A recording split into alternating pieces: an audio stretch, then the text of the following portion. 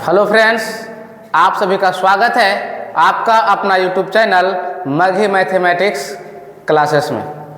तो बच्चों का बहुत दिनों से इंतज़ार था कि सर जीव विज्ञान पढ़ाइए, जीव विज्ञान पढ़ाइए, जीव विज्ञान पढ़ाइए। तो आज हम लेकर के चला हैं क्लास 10th का जीव विज्ञान, जिसका चैप्टर के नाम है जैव परक्रम। बायोलॉजी का जो चैप्टर है वो फर्स्ट चैप्टर है 10th बायोलॉजी जो चैप्टर है वो फर्स्ट है और चैप्टर का नाम है जैव परक्रम पोषण। तो आज हम इसमें चर्चा करेंगे जो कि सामने फिगर आपको लिए लगा हुआ है। तो देर न करते हुए सीधे हम टॉपिक पे चलेंगे।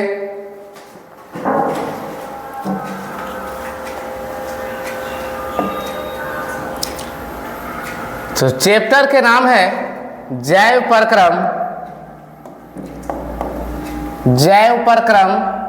पोषण। जैव परक्रम पोषण में क्या होता है? तो सबसे पहले अगर इसका परिभाषा देखा जाए जैव परक्रम का, जो कि इंग्लिश में कहा जाता है life process nutrition. Life process मतलब जैव परक्रम, अब पोषण का हो जाता है न्यूट्रिशन। तो जैव परक्रम को समझने के लिए, जैव परक्रमों को समझने के लिए सबसे पहले हम समझ लेंगे कि सजीव और निर्जीव के बारे में, लिविंग और नॉन लिविंग के बारे में समझेंगे। तो सबसे पहले समझेंगे किसके बारे में? तो सजीवों के बारे में समझेंगे। तो सजीव किसको कहेंगे जान लेंगे पहले। कह रहा है कि जिनमें विभिन्न जैविक क्रियाएं जैसे पोषण, श्वसन, उत्सर्जन, गति, वृद्धि, जनन इत्यादि ये सब क्रियाएं होती है, वे क्या कहलाएंगे? तो वे सजीव कहलाते हैं। या इससे भी और शॉर्ट में अगर बोले तो वे वस्तुएं जिसमें जीवन पाया जाता है उसे हम लोग क्या कहेंगे? तो उसे हम लोग सजीव कहेंगे। उदाहरण के बाद क्या जाए तो गाय, बकरी, कुत्ता, आदमी, पेड़ पौधे इत्यादि। अब यहाँ आ गया है सजीव। तो सजीवों के पहचान के लिए है कि यदि जो सजीव है तो पोषण जरूर करेंगे, मतलब भोजन जरूर करेंगे। श्वसन, अगर वो सजीव है तो सांस जरूर लेंगे। अगर वो सजीव है तो उत्सर्जन के मतलब होता है कि जो भी इनके अंदर शरीर के अंदर अपशिष्ट पदार्थ जो बनते हैं उसको क्या करेंगे? शरीर से बाहर निकालेंगे।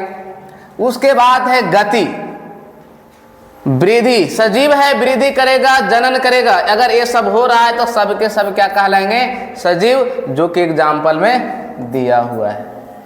इसके बाद है नॉन लिविंग, मतलब निर्जीव।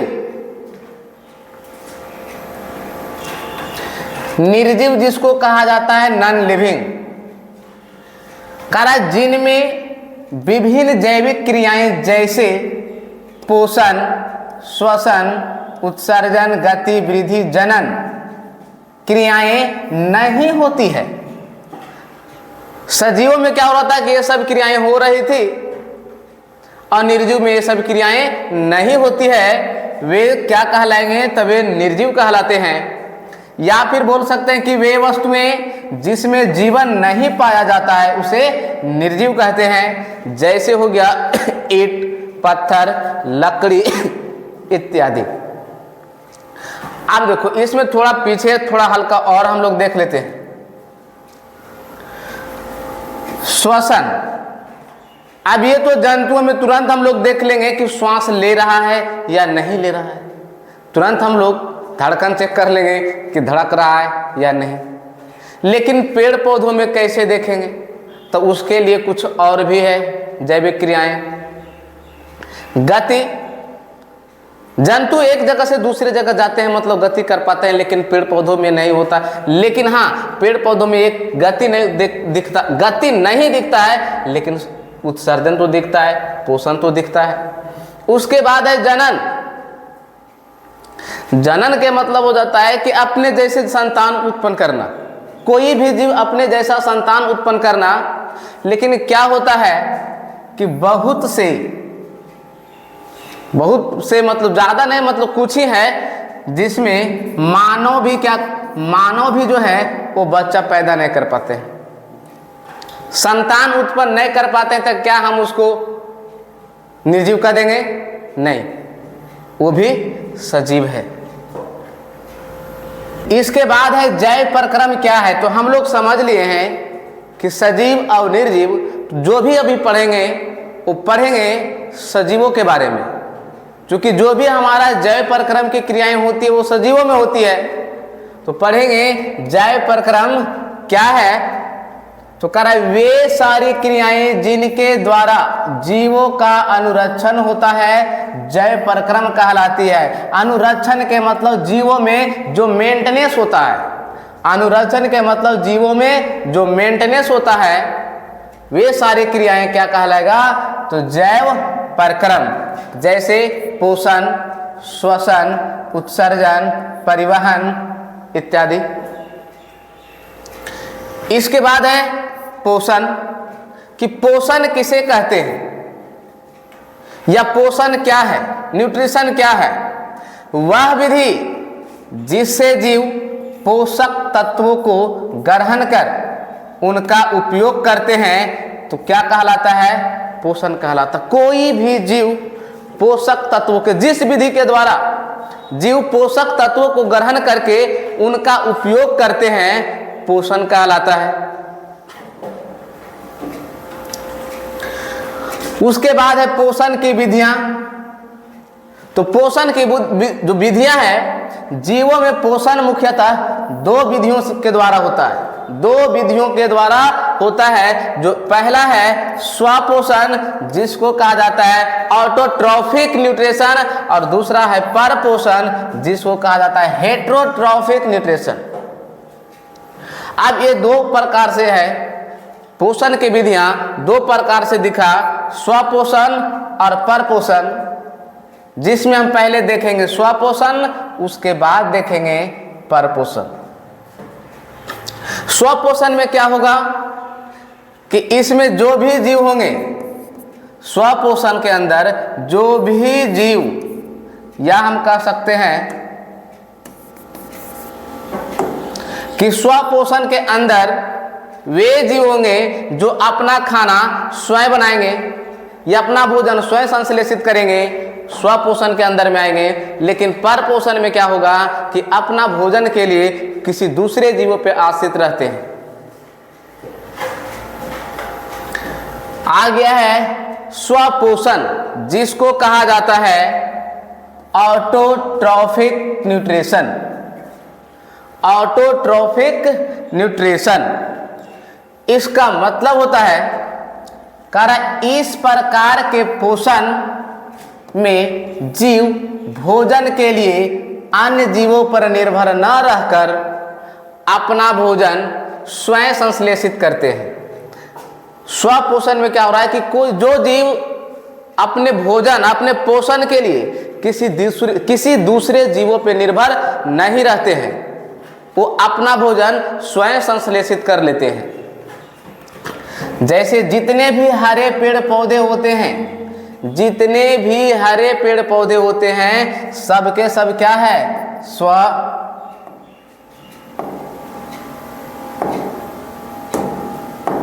स्वपोषी हैं। कभी कभी पूछा जाता है कि हरे पेड़ पौधे क्या होते हैं, तो हरे पेड़ पौधे क्या कहलाएंगे? स्वपोषी कहलाएंगे। लेकिन हरे पेड़ पौधों में पोषण के बात किया जाए तो उसमें होता है स्वपोषण। मतलब जो भी जीव अपना भोजन स्वयं संश्लेषित करते हैं, उसे हम लोग क्या कहेंगे? स्वपोषी। चलो, इसके बाद है दूसरा परपोषण, जिसको कहा जाता है हेटेरोट्रॉफिक न्यूट्रिशन। तो परपोषी में क्या होता है? तो इस प्रकार के पोषण में जीव स्वयं भोजन संश्लेषित ना कर अपने भोजन के लिए अन्य जीवों पर निर्भर रहते हैं। मतलब पर पोषण आ रहा है क्या, हेट्रोट्रॉफिक। हेट्रो के मतलब होता है विषम, हेट्रो का मतलब होता है विषम, या पर, या बोल सकते हैं भिन्न, कुछ भी बोलो ये तीन गो में से। हेट्रो और ट्रॉफिक के मतलब हो जाता है पोषण। अब यहां से पता चला है पर पोषण, पर मतलब दूसरा, विषम, भिन्न, और पोषण मतलब पोषण। इस प्रकार के पोषण में, मतलब पर पोषण में जीव स्वयं भोजन संश्लेषित ना करके किसी दूसरे जीवों पर निर्भर रहते हैं, वो सब जीव क्या कहलाएंगे, पर पोषण कहलाते हैं। अब ये जो है पर पोषण मतलब जो भी जीव खाना मतलब भोजन स्वयं संश्लेषित नहीं करते हैं उसको कहेंगे परपोषी।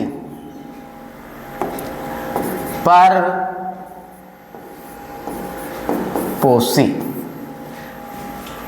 ये जो पर पोषण का विधि हो गया है, लेकिन इसके अंदर जो भी जीव आएंगे वो होगा परपोषी। जैसे मनुष्य, जानवर, कीड़े मकोड़े, ये सब जितने भी हैं सब के सब क्या है, परपोषी है। अब ये सब जो है खाना मतलब भोजन स्वयं संश्लेषित नहीं कर पाते हैं, इसलिए इसे हम लोग क्या कहेंगे, परपोषण कहते हैं। तो इसके बाद है परपोषण। परपोषण मुख्यतः तीन प्रकार के होते हैं, तीन प्रकार के परपोषण होते हैं। पहला होगा मृतजीवी पोषण, जिसको कहा जाता है सैप्रोफाइटस न्यूट्रिशन। परजीवी पोषण, पैरासाइटिक न्यूट्रिशन। और तीसरा है प्राणी संपोषण, जिसको कहा जाता है होलोजोइक न्यूट्रिशन। अब ये परपोषण जो है तीन प्रकार के हैं, तीनों को क्या करेंगे, तो तीनों को बारी बारी से पढ़ेंगे। तो सबसे पहले इसमें हम देखेंगे मृतजीवी पोषण किसको कहेंगे। यहाँ लिखा हुआ मृतजीवी, मृत मतलब मरा हुआ जीव, जो भी जीव अपना भोजन मरे हुए चीजों से प्राप्त करेगा। मृतजीवी, मृत के मतलब होता है मरा हुआ जीव, मरा हुआ जीव। मृतजीवी मतलब मरा हुआ जीवों से, मरा हुआ जीवों से जो भोजन प्राप्त करेगा, जो भोजन प्राप्त करता है, मृतजीवी कहलाएगा। मृतजीवी पोषण। अब है परजीवी। परजीवी पोषण में क्या होगा कि जो भी जीव मतलब अपना भोजन किसी दूसरे जीवों से, किसी दूसरे जीवों के ऊपर रह करके अस्थायी या अस्थायी रूप से भोजन दूसरे जीवों से प्राप्त करता है, तब हम लोग कहेंगे परजीवी। और तीसरा है प्राणी संपोषण। तो प्राणी संपोषण के अंदर में क्या आता है कि इसमें वैसा जीव आएगा, वैसा जीव आएगा जिसमें भोजन करने का विधि क्या होता है, तो सेम जंतुओं के जैसा होता है। जिस विधि से जंतु अपना भोजन करता है ठीक उसी प्रकार से प्राणी संपोषी के अंदर होता है। तो ठीक इसका आगे हम देखते हैं डिटेल से कि मृतजीवी पोषण आखिर क्या है। मृतजीवी पोषण कारा इस प्रकार के पोषण में जीव मृत जंतुओं और पौधों के शरीर से अपना भोजन अपने शरीर की सतह से घोलित कार्बनिक पदार्थों के रूप में अवशोषित करते हैं, वो क्या कहलाएंगे, मृतजीवी पोषण। मतलब मरे हुए जीवों से, मरे हुए जीव पेड़ पौधों से अपना भोजन संश्लेषित करते हैं संश्लेषित करते हैं, तो हम लोग कहते हैं मृतजीवी पोषण। जैसे में गोबर, छत्ता, कवक इत्यादि, ये सब के सब क्या है, तो मृतजीवी है। मृतजीवी पोषण किसमें, कभी कभी पूछ भी देता है कि मृतजीवी मतलब गोबर छत्ता में किस प्रकार का पोषण है, तो जवाब देना मृत जीवी पोषण। कवक में क्या होगा, मृत जीवी पोषण। तो दूसरा चलते हैं परजीवी। परजीवी पोषण करा, परजीवी पोषण इस प्रकार के पोषण में जीव दूसरे प्राणी के संपर्क में अस्थायी या अस्थायी रूप से रहकर उससे अपना भोजन प्राप्त करते हैं।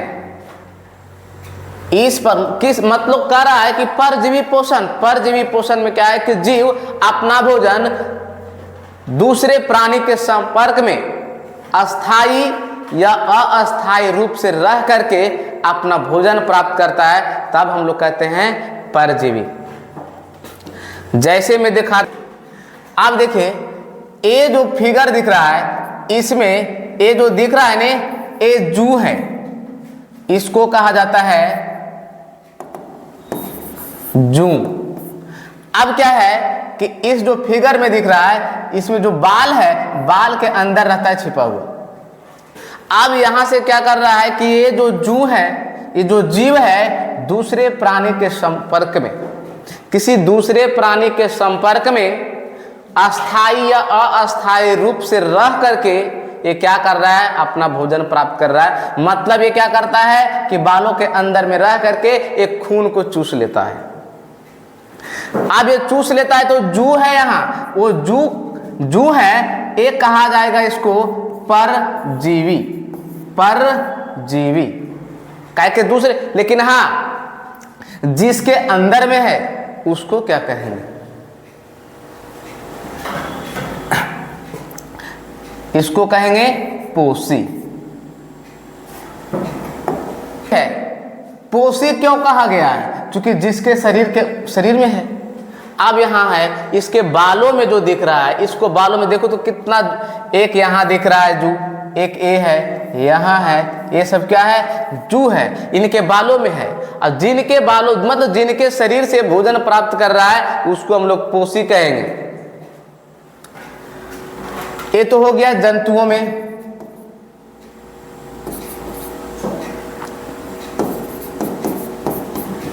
ये तो मानव का फिगर है।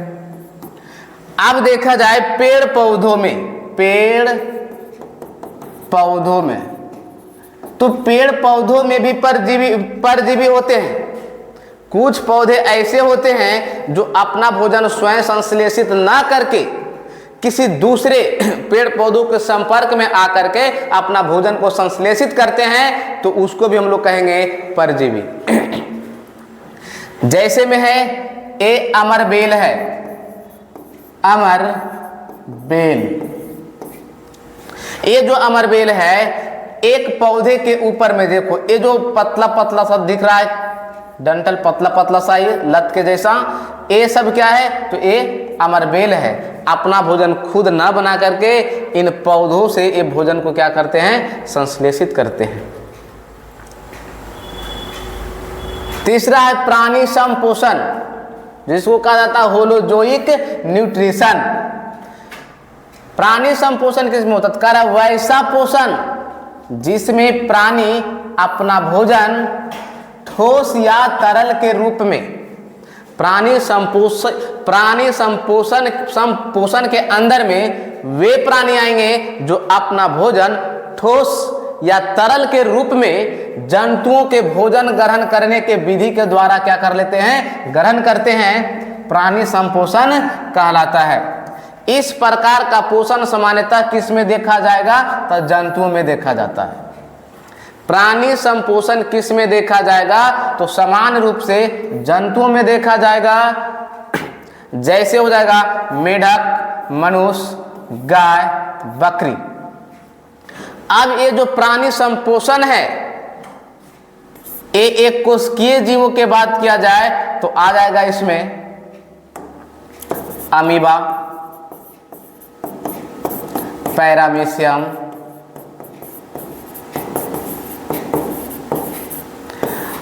अब अमीबा और पैरामीशियम को ही कहा जाता है प्राणी संभोजी।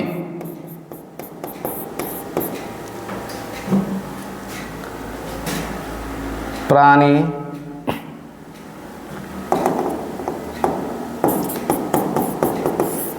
प्राणी समभोजी।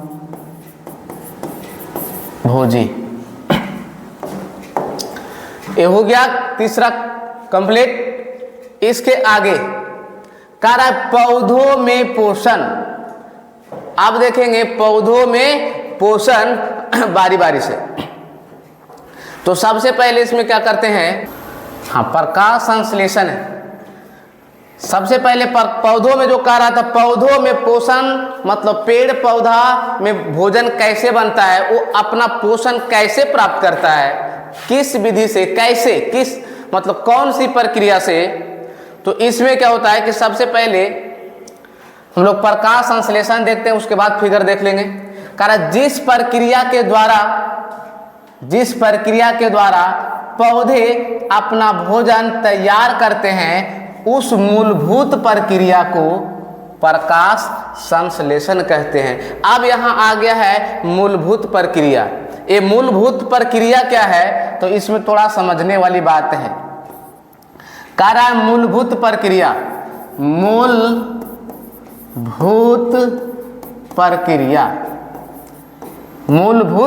प्रक्रिया।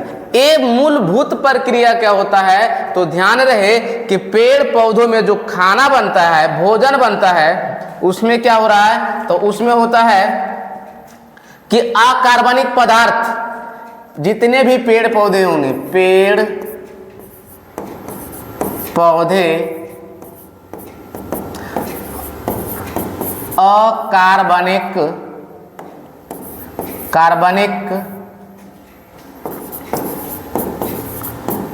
पदार्थों की सहायता से, पेड़ पौधे अकार्बनिक पदार्थों की सहायता से, तो अकार्बनिक पदार्थ इसमें क्या होगा, तो इसमें बात करेंगे CO2, H2O, क्लोरोफिल,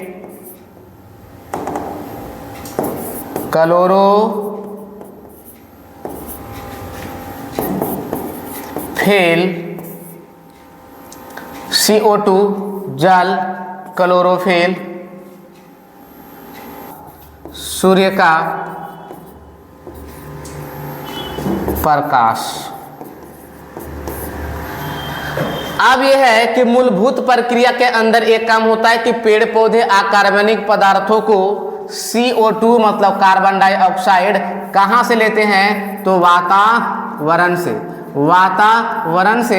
और जल है मतलब जल के साथ में और खनिज भी होता है, जो कि ये सब कहाँ से, तब ये सब प्राप्त करते हैं मिट्टी से।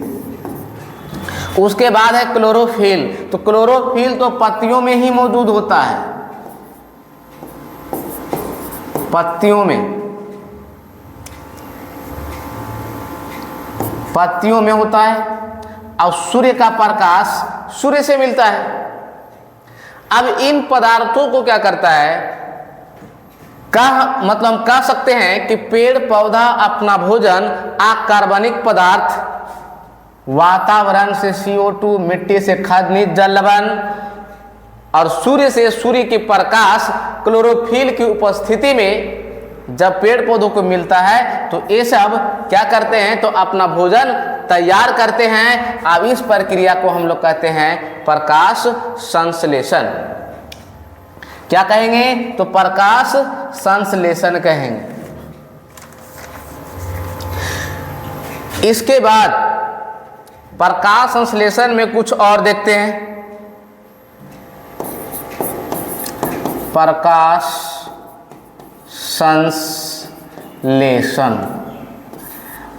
संश्लेषण ध्यान रहे कि प्रकाश संश्लेषण में क्या होगा, क्या एक तो कह दिए कि जिस प्रक्रिया के द्वारा पेड़ पौधे अपना भोजन तैयार करते, जिस मूलभूत प्रक्रिया के द्वारा भोजन तैयार करते हैं, उसे हम लोग कहेंगे प्रकाश संश्लेषण। तो प्रकाश संश्लेषण के दौरान देखना क्या होता है कि अकार्बनिक पदार्थ, तो अकार्बनिक पदार्थ हम लोग CO2 और इसके बाद H2O। अब कह रहा है कि क्लोरोफिल, ठीक है, यहाँ क्लोरोफिल है, क्लोरोफिल उसके बाद सूर्य का प्रकाश अगर हरे पेड़ पौधों के ये 4 पदार्थ मिल गया, 4 पदार्थ अगर मिल गया, CO2 कहाँ से? वातावरण से। H2O खनिज जलवन कहाँ से? मिट्टी से। किसके माध्यम? जड़ के द्वारा लेगा। और क्लोरोफिल तो पत्तियों में मौजूद होता है, जिसके कारण पत्तियां का रंग हरा होता है। अब सूर्य के प्रकाश मिला है, अब यहां से क्या बनाएगा? तब यहां से अपना भोजन तैयार करते हैं, C6H12O6। कभी कभी ये भी पूछ दिया जाता है कि प्रकाश संश्लेषण प्रक्रिया के दौरान पेड़ पौधा अपना भोजन किस रूप में बनाते हैं? तो स्टार्च के रूप में, मतलब ग्लूकोज के रूप में। कभी कभी ये भी पूछता है कि क्या मतलब कि प्रकाश संश्लेषण प्रक्रिया के दौरान क्या केवल ग्लूकोज ही बनता है? तो नहीं, इसके बाद थोड़ा उत्पाद बन जाता है O2, जिसको हम लोग कहते हैं ऑक्सीजन, और साथ में थोड़ी मात्रा में क्या बनता है? तो जल। अब इसे संतुलित करने के लिए क्या करेंगे? तब यहाँ 6 से गुना करेंगे, और यहाँ कितना से? 12 से। यहाँ 6 से और यहाँ भी 6 से। अब ये जो है प्रकाश संश्लेषण की प्रक्रिया कहाँ होती है? सवाल कभी कभी ये भी पूछ देता है कि प्रकाश संश्लेषण की प्रक्रिया कहाँ होती है? तो प्रकाश संश्लेषण की प्रक्रिया क्लोरोप्लास्ट में होती है। क्लोरोप्लास्ट में होती है।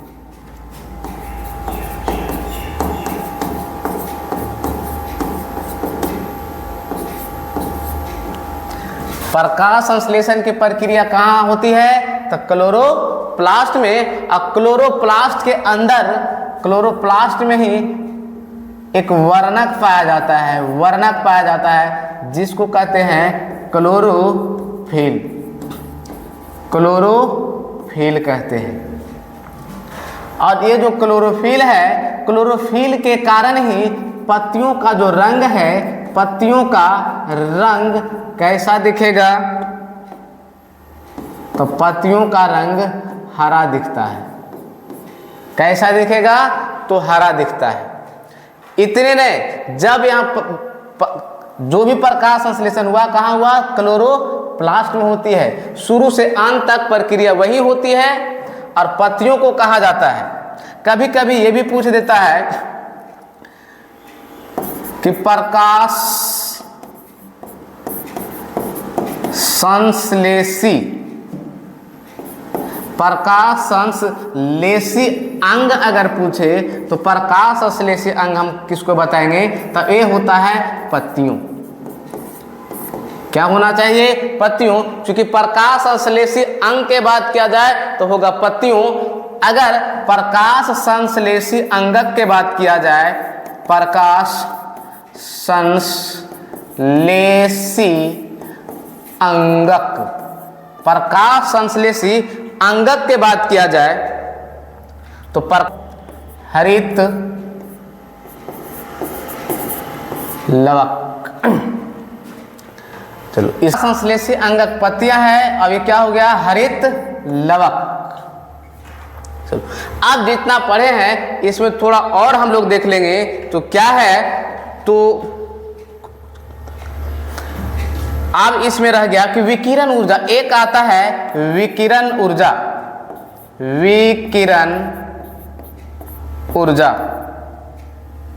विकिरण ऊर्जा को स्थिरीकरण करके प्रकाश संश्लेषण क्रिया के दौरान विकिरण ऊर्जा को परिवर्तित कर देता है। किसमें? रासायनिक ऊर्जा में।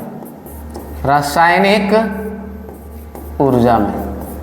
तो ध्यान रहे, कब ये भी पूछा जाता है एग्जाम में कि प्रकाश संश्लेषण की प्रक्रिया आदि से अंत तक का मतलब कहाँ होती है? क्लोरोप्लास्ट में। क्लोरोप्लास्ट में एक वर्णक पाया जाता है जिसका नाम क्या है? क्लोरोफिल है।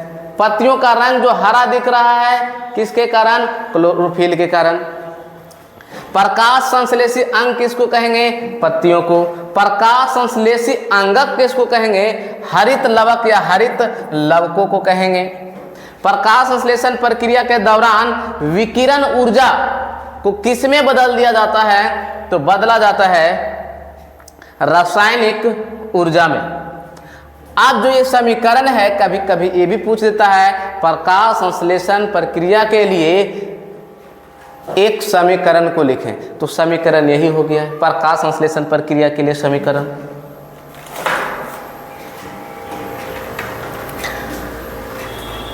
अब है पत्तियों, तो देखा जाए तो पत्तियों के ऊपर छोटे छोटे छिद्र होते हैं।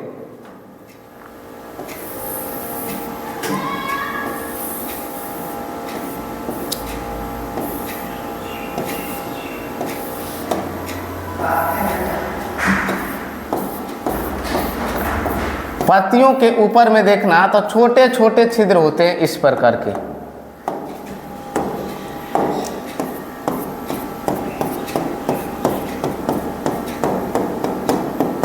तो ये जो छोटे छोटे छिद्र दिख रहे हैं ना, ये छोटे छोटे छिद्र को हम लोग क्या कहेंगे? रंध्र कहेंगे। क्या कहेंगे? रंध्र। ये जो छोटे छोटे छिद्र दिख रहे हैं रंध्र होते हैं। और इसी में अब जो रंध्र है उसके पास में क्या होते हैं? तो फिगर इसको देखते हैं। देखो, अब जो ये रंध्र है, ये रंध्र जो दिख रहा है ना, ये ओपन एंड क्लोज स्टोमाटा है। अब इसको हिंदी में तो कह रहे थे रंध्र, लेकिन इंग्लिश में क्या हो गया? स्टोमाटा है। अब ये जो दिख रहे हैं मतलब खुला रंध्र और बंद रंध्र है। देखना, इसके जो स्टोमाटा है मतलब रंध्र है, उसके ऊपर में क्या होते हैं? तो गार्ड सेल होते हैं, रच्छी कोशिकाएं इसको हम लोग कहेंगे।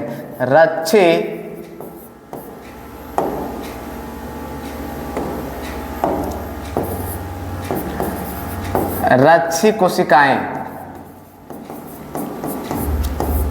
उसके बाद है ये जो है एपिडर्मल कोशिकाएं हैं। बीच में है ऑस्टोमेटल पोर, जिसको हम लोग कह सकते हैं कि रंध्र है। ये जो रंध्र है यही अंदर से दिख रहा है, वो रंध्र है, रंध्र छिद्र है, रंध्र छिद्र। और उसके बाद ये जो दिख रहा है ना, ये हरा हरा कलर का जो दिख रहा है, ये है क्लोरोप्लास्ट।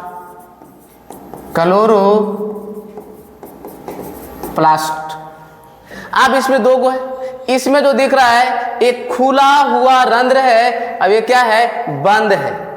तो ध्यान रखना एक बात और कि इसमें कहा जाता है कि रंध्र कब खुलता है और कब बंद हो जाता है। तो ध्यान में रखना एक बात एकदम बड़ी आसान, मतलब बहुत, मतलब क्या कहा जाए, बहुत एक छोटी सी बात है कि जब पत्तियों में जल का अवशोषण होता है, अब जल अवशोषित करेगा, सोखेगा तो क्या होगा? पत्तियां फूल जाएगा।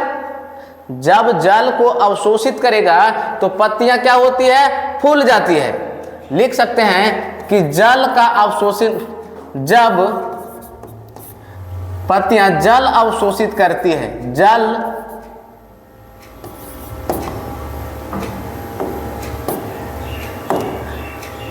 अवशोषित करती है, जल अवशोषित, तो क्या होगा? जो पत्तियां हैं वो फूल जाती है। क्या होगा?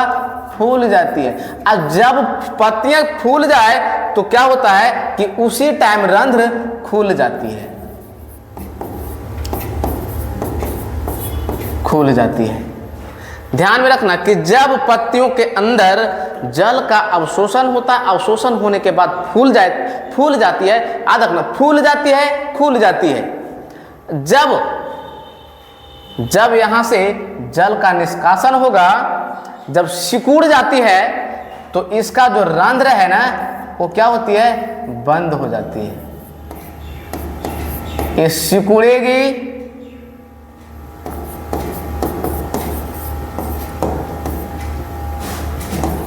सिकुड़ जाती है तो क्या होती है? बंद हो जाती है, बंद हो जाती है।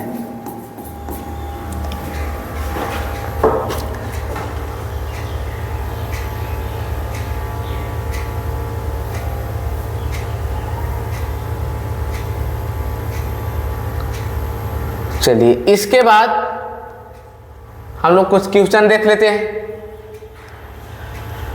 कर प्रकाश संश्लेषण किस प्रकार की अभिक्रिया है? प्रकाश संश्लेषण किस प्रकार की अभिक्रिया है?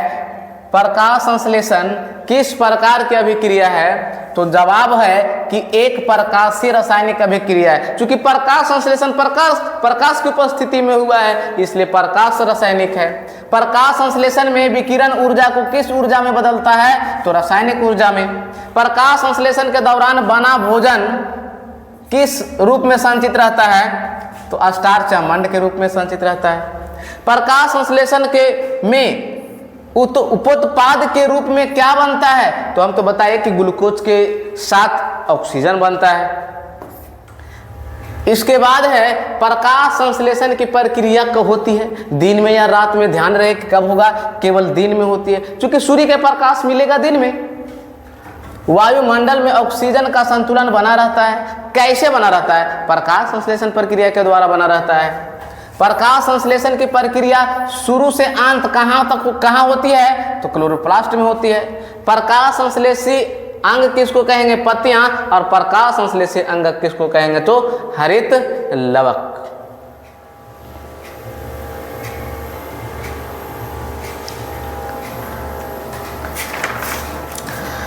इसके बाद है जंतुओं में पोषण। जंतुओं में पोषण, तो जंतुओं में जो हम लोग पोषण देखेंगे, अब इसके पहले जो भी हम लोग देखे हैं वो देख लिए हैं। पेड़ पौधों में पोषण आप देखेंगे। जंतुओं में पोषण, तो जंतुओं में पोषण देखने से पहले सबसे पहले हम लोग देखेंगे एक कोशिकीय जीवों के बारे में।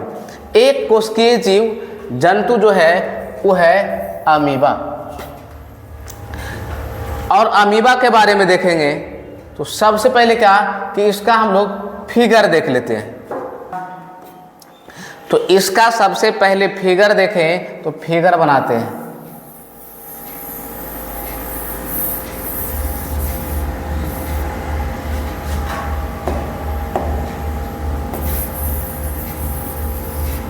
ये एक फिगर बना लिया अमीबा का।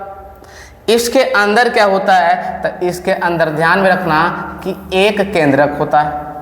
इसके साथ ही साथ नीचे आए तो एक और मिलता है जिसे हम लोग कहते हैं भोजन रसधानी। भोजन रसधानी। अब जो बाहरी के है, ये जो दिख रहा है, इसको हम लोग क्या कहेंगे? पदार्थ भी कह सकते हैं या कूटपाद कह सकते हैं। पदार्थ या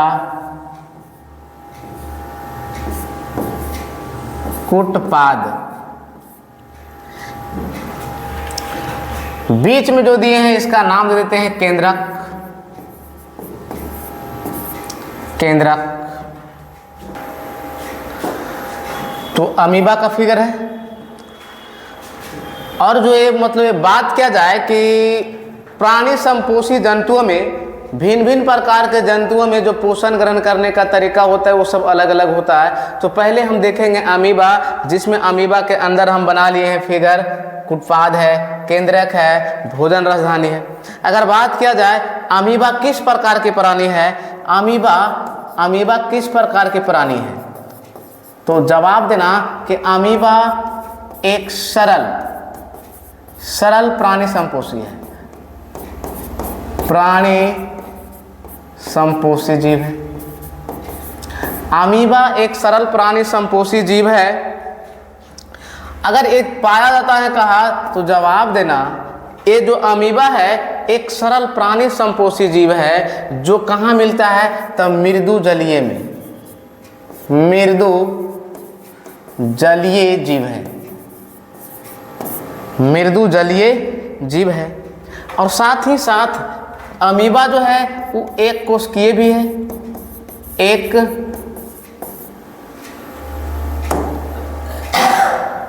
एक कोशिकीय जीव है।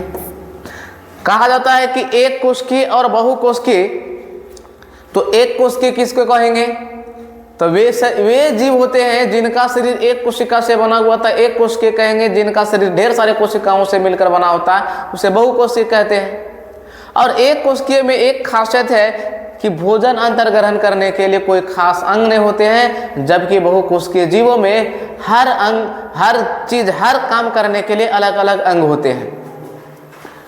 तो अमीबा एक सरल प्राणी संपोषी जीव है जो मृदु जलीय जीव है भी, और साथ ही साथ हम क्या कहें तो इसको कह सकते हैं एक कोशिकीय जीव है। कभी कभी ये भी देखा जाए इसका आकार, तो आकार जो है,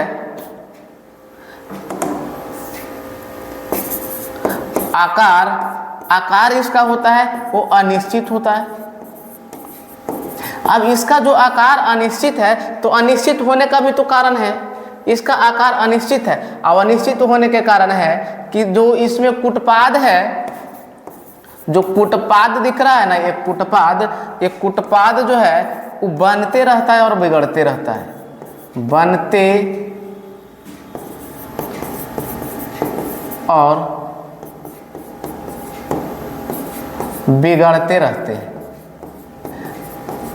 बनते और बिगड़ते रहते हैं। इसलिए अमीबा का जो आकार है वो अनिश्चित होता है। अब एक कोशिकीय है तो इसमें भोजन ग्रहण करने के लिए कोई खास अंग नहीं होते। बात ये भी लिखो कि भोजन अंतर ग्रहण करने के लिए, भोजन अंतर ग्रहण करने के लिए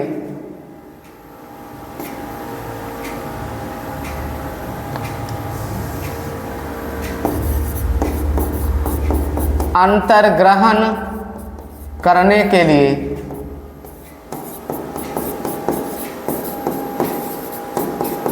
खास अंग नहीं होते हैं, अंग नहीं होते हैं।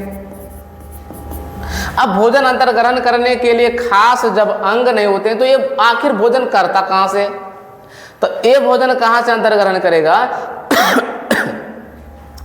तो अमीबा के नज़दीक में जहाँ से भी भोजन आ जाए, अगर यहाँ पर भोजन है, अगर इस प्रकार से बात किया जाए, अगर भोजन यहाँ है तो ये क्या करता है अमीबा कि अपना कुटपाद को फैला करके, अपना पदार्थ को फैला करके इस प्रकार से भोजन को क्या कर लेता है? अंतर ग्रहण कर लेता है। अब ये जो दिखा तो ये क्या है? कुटपाद है। अपना कुटपाद को क्या किया? फैला करके, चारों तरफ से फैला करके क्या किया? अपना पदार्थ को फैला करके घेर लिया। अब भोजन को क्या कर लिया है? अंतर ग्रहण। अब ये जो है भोजन का अंतर ग्रहण किया है, अब ये भोजन कहाँ जाएगा? तो भोजन रसधानी में। चूंकि यहाँ क्या होता है तो थोड़ी मात्रा में जल भी होते हैं। भोजन रसधानी में क्या होता है? भोजन के साथ में क्या होता है? थोड़ी मात्रा में जल होती है। और भोजन का जो पाचन होता है वो कहाँ होता है? तो भोजन के पाचन रसधानी में होती है। भोजन का पाचन, अमीबा में भोजन का पाचन कहाँ होता है?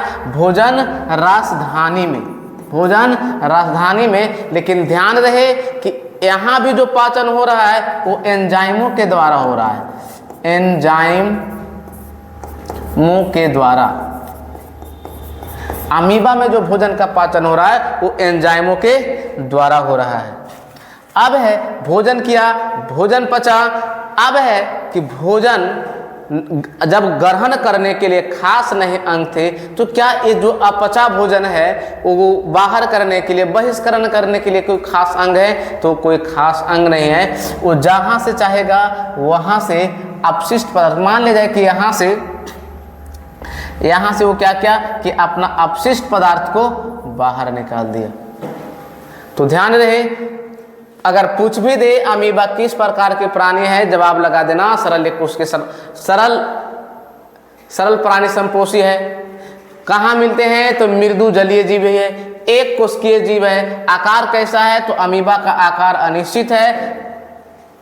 इसका आकार अनिश्चित क्यों है? तो कुटपाद के बनने और बिगड़ने के कारण इसका आकार अनिश्चित होता है। भोजन का अंतर ग्रहण करने के लिए कोई खास अंग नहीं होते हैं, तो भोजन को बहिष्करण करने के लिए भी कोई खास अंग नहीं होते हैं। तो ये था अमीबा के बारे में। लेकिन अमीबा ये जो भोजन तो किया ठीक है, लेकिन अमीबा का भोजन क्या है? बच्चों बताओ कि अमीबा का भोजन तो अमीबा का जो भोजन है वो छोटे छोटे शैवाल है, या कह सकते हैं कि शैवाल के छोटे छोटे टुकड़े, शैवाल के छोटे छोटे टुकड़े, डाइटम,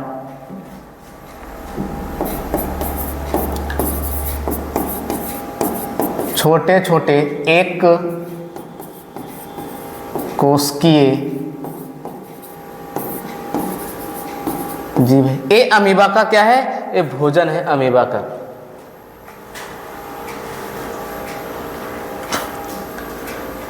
ये था अमीबा का। इसके बाद है पैरामीशियम। अगर पूछ दे भोजन का पाचन कहाँ होगा, अमीबा में भोजन के पाचन भोजन राजधानी में किसके द्वारा? एंजाइमों के द्वारा। अमीबा का भोजन क्या है? तो शैवाल के छोटे छोटे टुकड़े हैं, छोटे छोटे क्या है? टुकड़े हैं।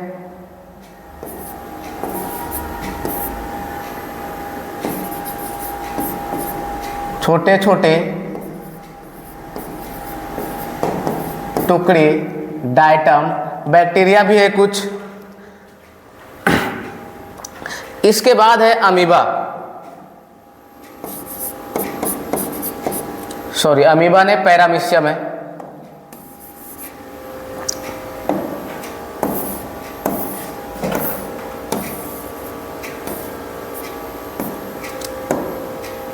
पैरामीशियम।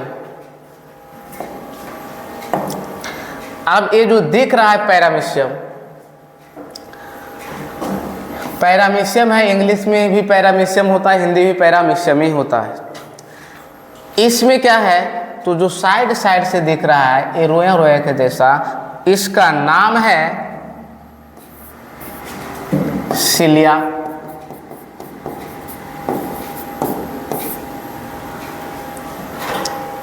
उसमें मुख नहीं था, इसमें क्या है कि यहां से है कोशिका मुख।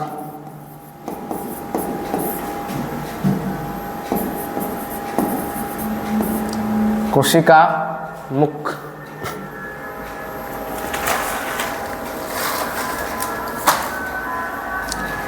ये सब क्या है? भोजन के कण है।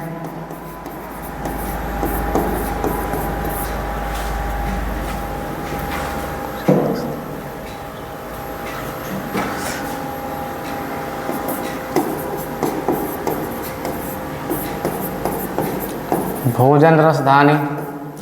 ये जो दिख रहा है ये मतलब इसका बहिष्करण अंग है।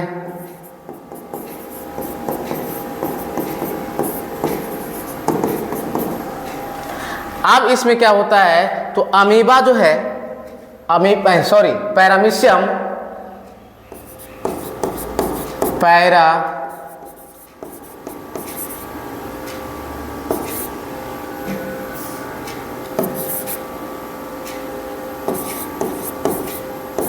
पैरामीशियम, ये जो पैरामीशियम है, पैरामीशियम एक प्राणी समभोजी, प्राणी समभोजी। चूंकि अमीबा में हम बताए हैं कि अमीबा प्राणी समपोषी है, लेकिन पैरामीशियम क्या है? तो प्राणी समभोजी है। ये कहाँ मिलते हैं? तो ये मृदु जलीय प्रोटोजोआ, मृदु जलीय क्या है? प्रोटोजोआ।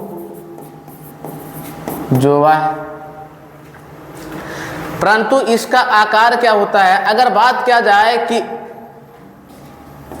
पैरामीशियम का आकार, तो इसका अगर आकार के बात किया जाए तो आकार इसका क्या होता है? निश्चित होता है, निश्चित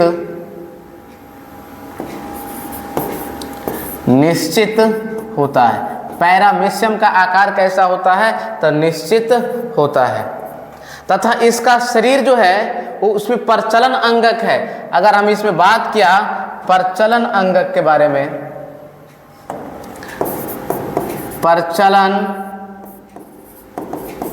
अंगक। तो प्रचलन अंगक क्या है? तो इसमें क्या होता है? सीलिया होता है। क्या होता है? सीलिया होता है। ध्यान रहे, अगर कभी पूछे कि पैरामीशियम का आकार कैसा होता है, तो पैरामीशियम का जो आकार है वो निश्चित होता है, देखने में एकदम सेम। कैसा लग रहा है देखने में? तो देखने में तो लग रहा है चप्पल के जैसा है। अमीबा में भोजन अंतर ग्रहण करने के लिए अंग नहीं थे, कोई खास अंग नहीं था, लेकिन यहाँ क्या है कि मतलब पैरामीशियम में खास अंग है भोजन ग्रहण करने का। ये जो दिख रहा है वो खास अंग है जिसका नाम है कोशिका मुख। ये जो सीलिया है, सीलिया हमेशा क्या करता है? गति करते रहता है। अगर भोजन इस तरफ है तो ये गति करते करते ही भोजन पहुंचा देता है कोशिका मुख के पास। और ये क्या करेगा? भोजन अंदर ग्रहण करके भोजन रसधानी का निर्माण करता है, और इसके अंदर क्या होता है? तो भोजन के पाचन होता है।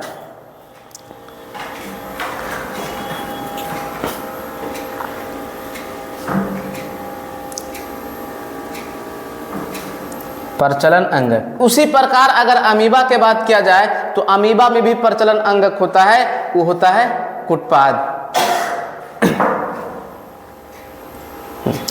देखो यहां लिखा हुआ है कि पैरामीशियम यह एक क्या है? तो प्राणी संभोजी एक कोशिकीय जीव है। अमीबा की भांति क्या होती है? तो अमीबा के भांति पैरामीशियम जो है वो मृदु जलीय प्रोटोजोआ है। अमीबा के भांति अगर देखा जाए तो ये भी क्या है कि मृदु जलीय प्रोटोजोआ है। इसका आकार कहने का मतलब किसका? पैरामीशियम के जो आकार होता है वो निश्चित होता है। इसका शरीर में प्रचलन अंगक के बात किया जाए तो सीलिया है, और साथ ही साथ ये भी पूछा जाता है कि पैरामीशियम का शरीर किससे ढका है? तो जवाब देना सीलिया या फ्लैजिला। पैरामीशियम में भोजन का अंतर्ग्रहण शरीर के एक निश्चित स्थान से होता है, और उस निश्चित स्थान का नाम है कोशिका मुख या साइटोस्टोम कहलाता है। तो बच्चों वीडियो कैसा लगा? अगर वीडियो अच्छा लगा तो वीडियो को जरूर लाइक करें, चैनल को सब्सक्राइब करें, सब अपने दोस्तों के पास शेयर जरूर करें। तो ये था हमारा आज का टॉपिक। तो thanks for watching this video.